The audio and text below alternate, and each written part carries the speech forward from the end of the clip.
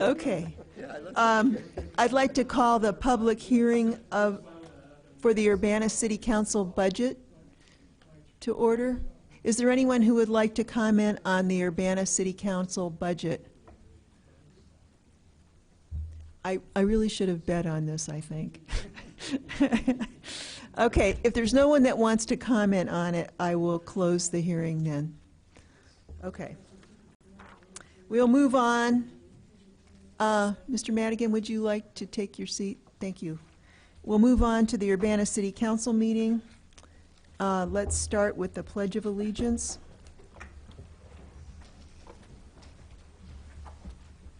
I pledge allegiance to the flag of the United States of America and to the republic for which it stands, one nation, under God, indivisible, with liberty and justice for all. Would the clerk please call the roll? Mr. Ammons? Here. Mr. Brown? Here. Mr. Jacobson? Mr. Jacobson? Oh, I'm here. Mr. Madigan? Here. Miss Marlin? Here. Mr. Roberts? Here. Mr. Smythe? Here. Mayor Pressing. Here. The first item is the approval of the minutes of the previous meeting. We have May 16th and May 23rd. So moved. Okay, I'll second. Motion by Smythe, seconded by Roberts. Are there any additions or corrections to the minutes? If not, all those in favor, please signify by saying aye. Aye. Those opposed? That motion carries. Are there any additions to the agenda? I have a correction to the agenda. One of the appointments, it's under item 5F. It was not left off by accident. That particular appointment to be the chair does not have to be voted on. So we can just omit item F. Correct, Charlie? Yeah. Okay. All right. Any other additions to the agenda? Petitions and communications. I think Pete Resnick probably said all he wanted to say, so he filled out another card. Reverend Dr. Evelyn B. Underwood and Bishop King James Underwood do not wish to speak. However, they are going on record as still concerned about the Dr. Ellis subdivision sewer problems.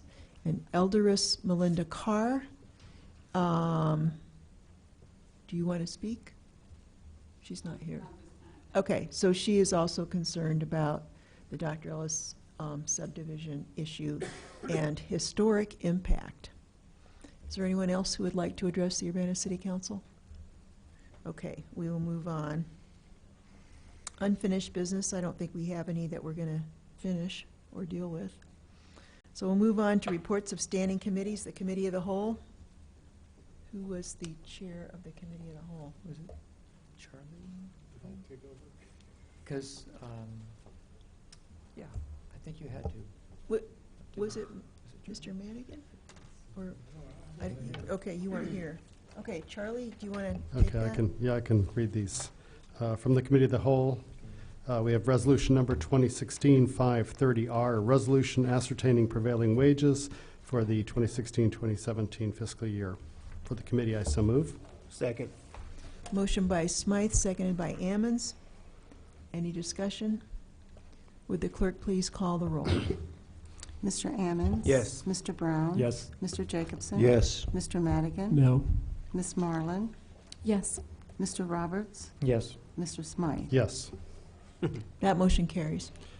The next item is resolution number 2016-531R, a resolution approving the Champaign-Urbana Solid Waste Disposal System annual budget for the fiscal year 2016-17. For the committee, I so move. Second. Motion by Smythe, seconded by Ammons. Any discussion? Would the clerk please call the roll? Mr. Ammons? Yes. Mr. Brown? Yes. Mr. Jacobson? Yes. Mr. Madigan? Yes. Miss Marlin? Yes. Mr. Roberts? Yes. Mr. Smythe? Yes. Are you forgetting someone? Mayor Pressing. Yes. That motion carries.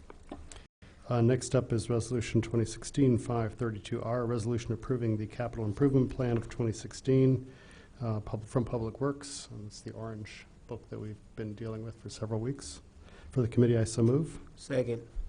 Motion by Smythe, seconded by Ammons. Any discussion? Would the clerk please call the roll? Mr. Ammons? Yes. Mr. Brown? Yes. Mr. Jacobson? Yes. Mr. Madigan? Yes. Ms. Marlin? Yes. Mr. Roberts? Yes. Mr. Smythe? Yes. That motion carries. And the last item is ordinance number 2016-542, an ordinance authorizing the transfer and assignment of West Country Club Road overflow pipe. For the committee, I so move. Second. Motion by Smythe, seconded by Ammons. Any discussion? Would the clerk please call the roll? Mr. Ammons? Yes. Mr. Brown? Yes. Mr. Jacobson? Yes. Mr. Madigan? Yes. Ms. Marlin? Yes. Mr. Roberts? Yes. Mr. Smythe? Yes. That motion carries. Are there any reports of special committees? Okay, reports of officers. I would like to say that we've been asked by, I've signed up for the Saving the Monarch Butterflies. The National Wildlife Federation has a program on that. We also met with some young children from this area who are very interested in this, and I've talked with, I've sent an email to the Learman Gardens and talked also with Scott Tess about planting milkweed around the city building and also in community gardens. So I'd like to probably designate September as Monarch Butterfly Month in the city of Urbana. And I know that a lot of cities are getting involved in this and just planting the habitat that's needed for these butterflies. And I think it's kind of a gateway project for young children to really get involved in understanding the environment and how things all fit together. So that's one report. Are there any other reports of officers? Yes, Diane. I have an announcement. I wanted to let the public know that the Urbana Pops Orchestra, which is Urbana's homegrown orchestra, which is also supported by the public arts grants, is giving a free concert this coming Saturday, June 11th, 7 p.m. in the auditorium at Urbana High School. And this concert will feature theme music from video games. And it also features a composition contest where young composers were invited to compose music to accompany a clip from a video game supplied by Champaign-based Volition.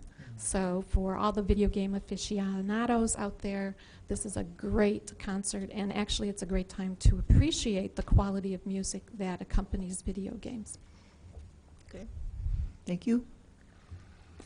We'll move on to new business. The first item is consolidated social service allocation, but we're still working on that, Mr. Jacobson? We are still working on that. There were a couple of council members who were traveling and so got material to me later in the week, and then I was traveling over the weekend, and I thought I could probably squeeze in computing the consensus, but I was traveling with Naomi, and a combination of our having too much fun and having a flat tire with a bad spare on the way home confounded my good intentions. But I will do the calculation this week.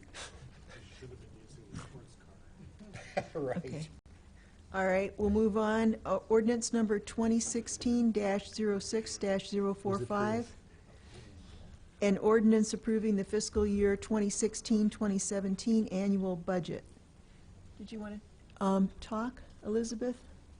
Hannon, our finance director.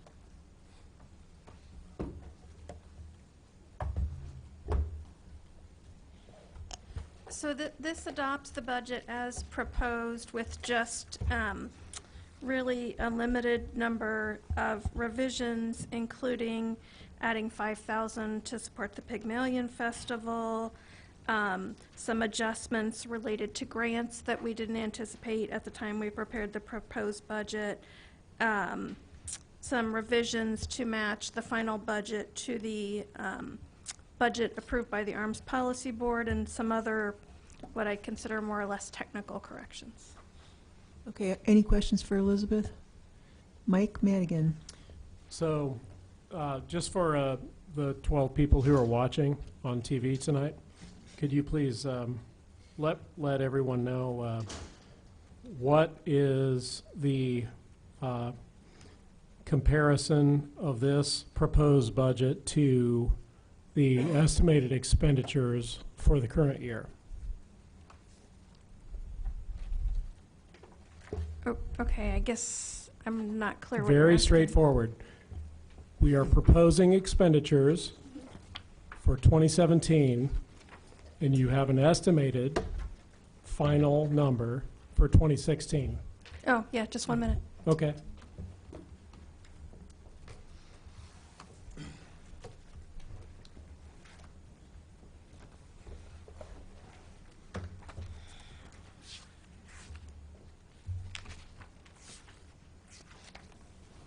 So the total expenditures for all funds, which does not include interfund transfers to avoid double counting, for FY16 estimated is 57.3 million.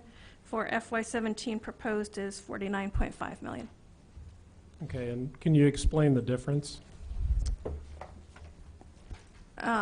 Sure. I mean, the difference is probably for the most part capital expenditures that were higher in this year as compared to next year. Okay, so let's boil it down to something that is less, something that is recurring. So, okay, I'm in the barbecue business, not in the budget business. So what I'm trying to figure out is this, would you characterize this as a maintenance budget that is not going to put pressure on an increased tax levy? Well, so we don't evaluate the level of recurring expense for all funds. We focus on the general fund when we do that.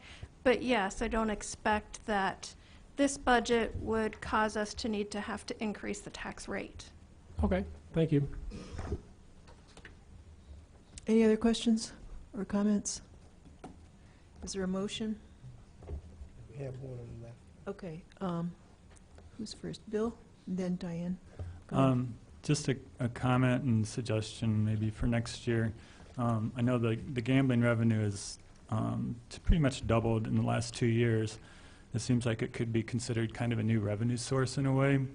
And we have some kind of more discretionary things that vary year to year, like how much we spend on festivals, social services, and tourism. And I was wondering, just as a thought for next year, maybe put those 3 categories together and fund all of those out of the gambling revenue, and kind of creating a special fund. And then when there is art that and culture would include art, the 100,000, 120,000 that we're currently taking out of TIF. If there is, public art that's being put into a TIF district statue or something, I can see doing a transfer from TIF to that fund to help pay for that. But I think it would make sense to, since that's more or less a new revenue source, instead of just using it to help pay salary increases and everything else, kind of designate that for these discretionary funding things that sometimes we have a hard time either agreeing on a number for those 3 and how it's going to come out of the budget and transferring it back and forth from the township to the city, and it would just seem to be a little bit more stable source. So that was kind of my question last week or 2 weeks ago, I guess, about setting up special revenue funds. I was wondering if that might be a potential, would that be a justifiable reason to do that? Probably wouldn't be a reason to set up a whole new fund, but it certainly would be possible to track those things together. Okay, anyone else? Oh, Jake, Eric? First Diane. Oh, Did I'm you want to sorry. make a motion? Go ahead. He's fine. Yeah, I usually agree with Bill because he's very thoughtful, but I disagree this time. And because the history of gambling revenues around the country is that they are subject to extreme fluctuations. And there are cities like Reno, Nevada, and I think Rehoboth Beach, Delaware, where the gambling possibilities in the area saturated, gambling revenues declined, and so I think the gambling revenue is great in terms of its revenue, but I'm really disinclined to tie activities that we really value to gambling revenue. Okay. Diane, did you want to make a motion? What? Sure, and I have a comment. Okay. So I'll do the comment first. I wanted to thank Elizabeth and her staff and all who had a role in developing this budget. The format is so much easier to read. I think it's much more easier for the public to understand. I love the fact there's a glossary in the back and a clear explanation of the terms, as well as laying out our financial policies. I did have a suggestion, and I know it's probably too late for this year, but I think one great addition to our budget would be this wonderful map that Community Development put together last year, which shows the tax-exempt properties in the city of Urbana, and it kind of helps put the whole property tax issue into context. And I've used this on a number of occasions when talking to the public, so I think this would be a valuable addition for next year's budget. So with that, I will move approval of the ordinance approving the fiscal year 2016-2017 annual budget.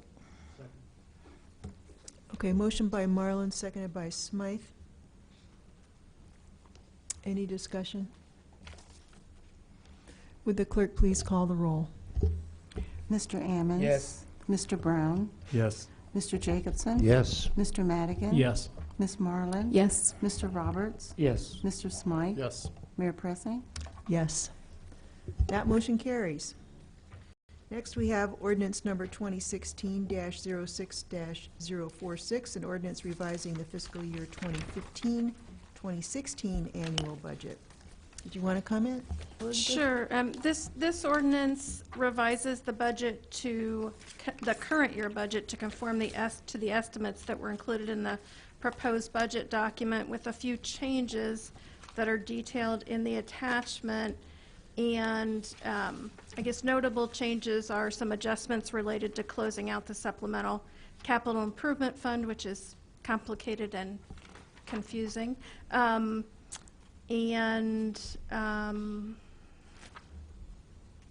see. Oh, a portion of grant funds for the market that will be spent in the current fiscal year. Okay. Any questions for Elizabeth? Is there a motion? So moved. I'll second. Motion by Smythe, seconded by Roberts. Any other discussion? Would the clerk please call the roll? Mr. Ammons? Yes. Mr. Brown? Yes. Mr. Jacobson? Yes. Mr. Madigan? Yes. Ms. Marlin? Yes. Mr. Roberts? Yes. Mr. Smythe? Yes. Mayor Pressing? Yes. That motion carries. Okay, now we are to resolution number 2016-06-033R, a resolution adopting the financial policies. Elizabeth Hannon, would you like to talk about that? This resolution would adopt the financial policies that we reviewed 2 weeks ago, and there are no changes. Charlie? Yeah, I'd like to echo Diane's comments from earlier, and though after 15 years of reading the other budget, I was pretty used to the craziness there, but it is nice to have it in one place, and I like the stuff at the end too.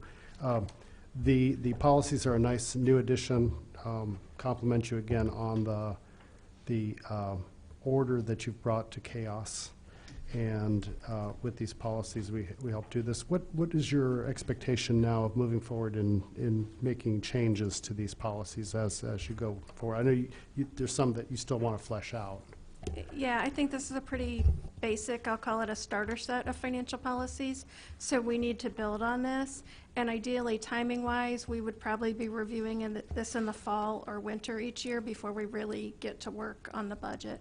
So expect to see this again when the weather turns cold.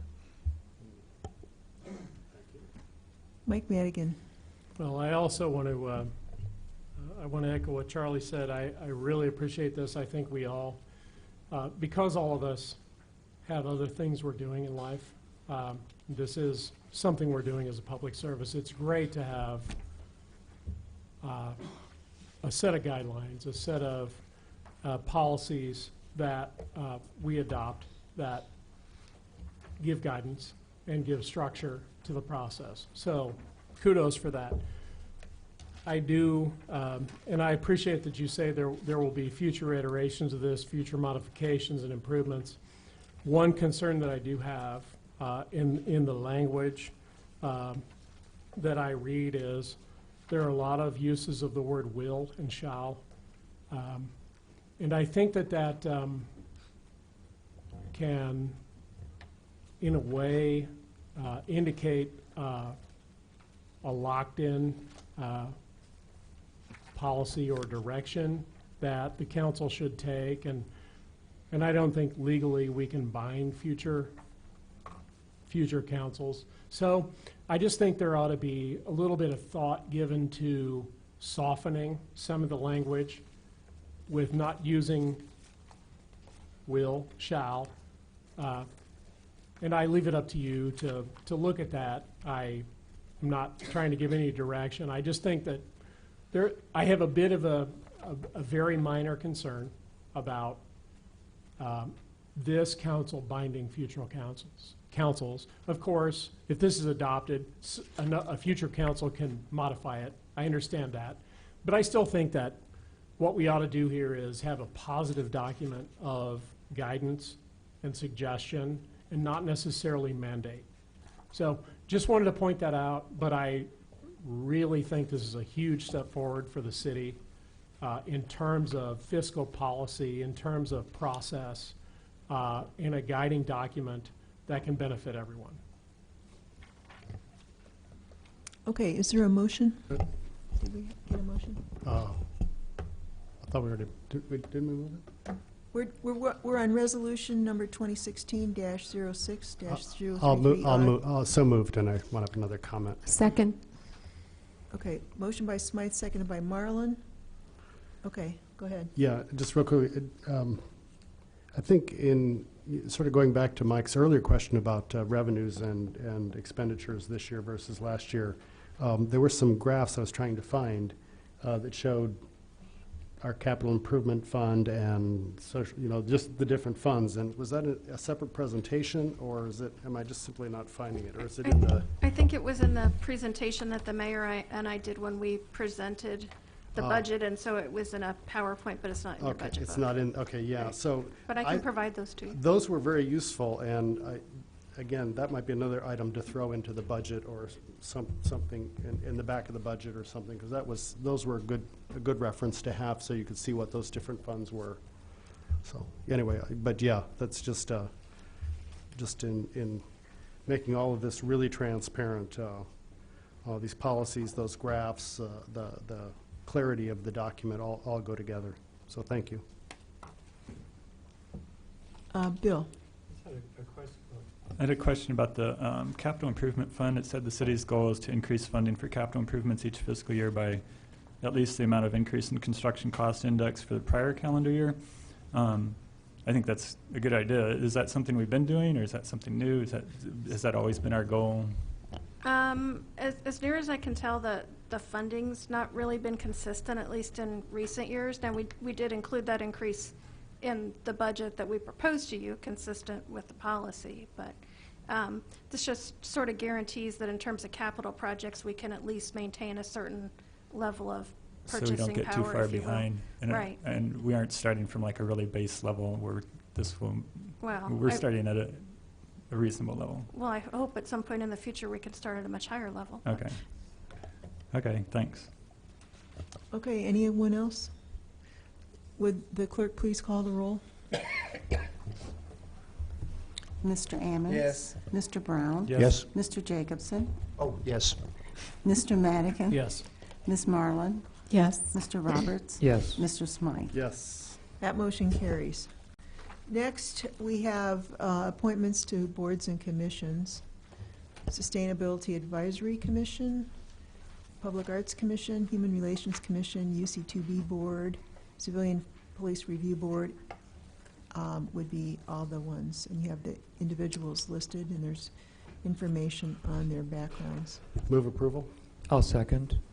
Okay, motion by Smythe, seconded by Roberts. Any discussion? All those in favor, please signify by saying aye. Aye. Those opposed? That motion carries. And then we have the staff appointments, and I just want to say, I think we have an excellent staff. And I'll just give you a couple of recent incidents. There was a shooting in Urbana, and our Urbana Police Department apprehended a suspect very quickly. I think this is, they do excellent work. And then I think it was last Friday, I got caught in this huge rainstorm, and it was just pouring down, and I had an umbrella that I had to have vertically in front of me because the wind was coming so forcefully from the south. I had to stop at the middle school and get under the doorway for shelter, and there was like 2 inches of rain or 2 inches of water on the parking lot at the middle school, and the wind was blowing it in waves. When it all calmed down, I walked home, and I didn't notice any flooding. So I think our Public Works staff does a great job on keeping the storm sewers doing what they're supposed to do. I know there's some other cities that had flooding in this area, but Urbana apparently did not. So I think we've got a great staff. So these are all the people that are appointed, going from Executive Department, Community Development, Finance, Fire, Police, and Public Works. Move approval? I'll second. Okay, motion by Smythe, seconded by Ammons. I believe he was a little bit ahead of, That's fine. he's very good at getting in there first. That's efficiency. That's right. Before you can get the words out. Okay, And can I say any something? comments? Yeah, go ahead. Yeah, I have to say that, yeah, we have a really good staff. Our department heads and their support staff have been really high quality caliber. In the past, we've trained a lot of people who've gone on in their careers successfully as well, so we've turned out a lot of good people here, and it's a pleasure to work with them individually and collectively. Okay, we have a motion by Smythe, seconded by Ammons. All those in favor, please signify by saying aye. Aye. Those opposed? That motion carries. And there being no further business, it's 8:10, and let's adjourn this meeting. So thank you all.